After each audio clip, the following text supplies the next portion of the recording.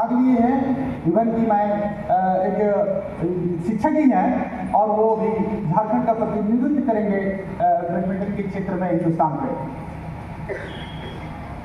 जब मैं वहाँ की जो आयोजन समिति की ये पूछा कि आप सिविल सर्विस लिख रहे हैं, दैट मीन्स की प्रशासनिक सेवा, मैं झारखंड प्रशासनिक सेवा से आता हूँ, तो बाकी लोगों को क्यों आमंत्रित कर ले, ये तो प्रशासनिक सेवा का है। तो उन्होंने एक अच्छी बात बताया कि सर ऐसा नहीं है, दो तरह की सेवा है, एक पुलिस सेवा और एक नागरिक सेवा में, वो भी नागरिक सेवा में, लेकिन वो फोर्स है, बल है, इसलिए बल को अलग करके बाकी सभी लोगों को सिविल सेवा में रखे हैं और उसमें आप भी शामिल हैं। तब मुझे कल भी एक चीज सीखने को मिला कि हम अपने आप को प्रशासनिक सेवा में बोलते हैं और आपको शिक्षक बोल के कहते हैं कि आप शिक्षक हैं। नहीं, आप भी प्रशासन का एक अंग हैं। लेकिन स्कूल में अगर एक सच्चे शिक्षक ना हो तो उसकी प्रशासनिक व्यवस्था ठीक नहीं होगी। अगर वो ठीक नहीं है तो आज जिस कार्य दायित्व के लिए हम यहाँ इकट्ठे हुए हैं, हम अपने समाज में, अपने घर में, अपने पड़ोसी में आते जाते ही हम ऐसे कई ऐसे जगह हम देखते हैं जहाँ हम गाड़ी के अंदर से अपने शीशे से ही देखते हैं कि बड़ा अजीब स्थिति है, लेकिन हम कुछ कर नहीं सकते। आज ऐसा अवसर आ गया है कि हम कुछ करेंगे।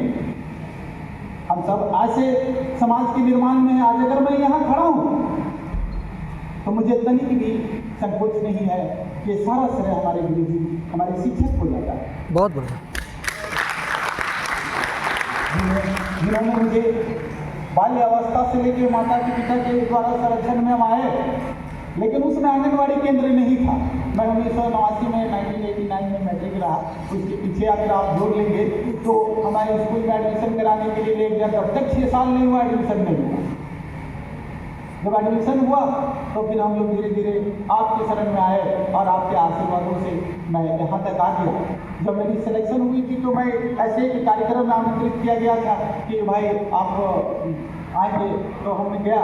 तो मैंने बताया उस आयोजन समिति के लोगों को, मैं रामगढ़ डिस्ट्रिक्ट का रहने वाला हूँ, तो उन लोगों को बताया कि इन शिक्षकों को वहाँ आमंत्रित करिए और हमें कंफर्म करिए कि आप टीचरों को आमंत्रित किए हैं तो फिर मैं आ पाऊँगा, अदरवाइज अकेले जाके क्या होगा। तो हाई स्कूल और प्राथमिक शिक्षक के जो शिक्षक थे, मेरे अनुरोध की आयोजन समिति ने उन्हें आमंत्रित किया और जब मैं उन लोगों से मिला तो एक अजीब स्थिति थी। मुझे आज भी एहसास होता है कि अगर वो शिक्षक नहीं होते, हमारे इस कॉलेज के लेक्चरर और प्रोफेसर नहीं होते तो शायद मैं यहाँ नहीं होता। शानदार। और आज हम ऐसे समावेशी शिक्षा की बात कर रहे हैं जो हमारे समाज के भी वैसे बच्चे हैं जिनको हम समाज से थोड़ा सा अलग तरीके से देखते हैं, कुछ करना चाहते हैं लेकिन उसी साधन उपलब्ध नहीं हो पाता। लेकिन मैं बताना चाहता हूँ कि हमारे पास टोटल साधन है। अभी जो रिसोर्स पर्सन का नाम मैं देख रहा था, तैयब जी को है, इसमें से तैयब जी को है, बाहर है तैयब जी, उनको एक ऐसे प्रखंड के लिए रिसोर्स पर्सन चुना गया है जो हमारे सुदूर क्षेत्र में सरार पड़ता है और उसका दायित्व थोड़ा और बढ़ जाता है कि ग्रामीण क्षेत्रों में, सुदूर क्षेत्रों में आवागमन और आने जाने में काफ़ी कठिनाइयाँ होती हैं।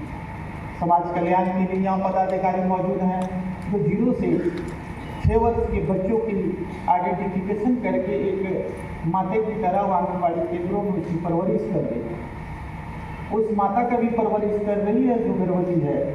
आने वाले दिनों में जो बच्चे को जन्म देगी उसका भी ख्याल रख रही है, उसको न्यूट्रिशन दे रही है, उसको खिला रही है, उसका वेट कर रही है, उसके हर वो कॉम्प्लिकेशन को वो मेजर कर रही है। हमारे हेल्थ विभाग के पदाधिकारी बैठे हुए हैं, अकॉर्डिंगली उसी के अनुसार उसको न्यूट्रिशन और उसकी हेल्थ की केयर की जा रही है ताकि एक स्वस्थ और अच्छा मन मस्तिष्क का जो भी हमारे धरती पे उसका आगमन होगा उसके लिए वो प्रयास रहता है।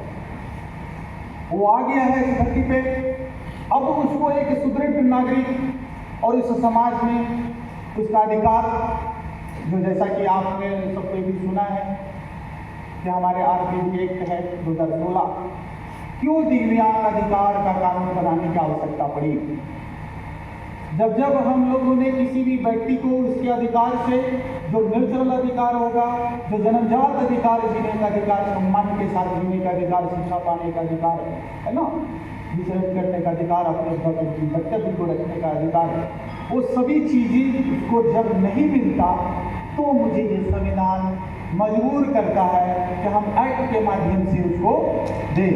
उसके पहले आप सब जानते हैं कि राइट टू एजुकेशन बनाने की आवश्यकता पड़ी सरकार को, क्योंकि हम सभी को शिक्षा नहीं दे रहे थे, लेकिन उन्होंने एक ऐसा कानून बनाया कि उसके अभिभावक को ही जिम्मेवार माना कि आप अपने बच्चे को जन्म दे के छोड़ नहीं सकते, बल्कि उसको भारत के लिए, अपने देश के लिए, अपने परिवार समाज के लिए सुदृढ़ नागरिक बनाने की जिम्मेवारी आपकी भी है, सिर्फ हमारे शिक्षक नहीं है।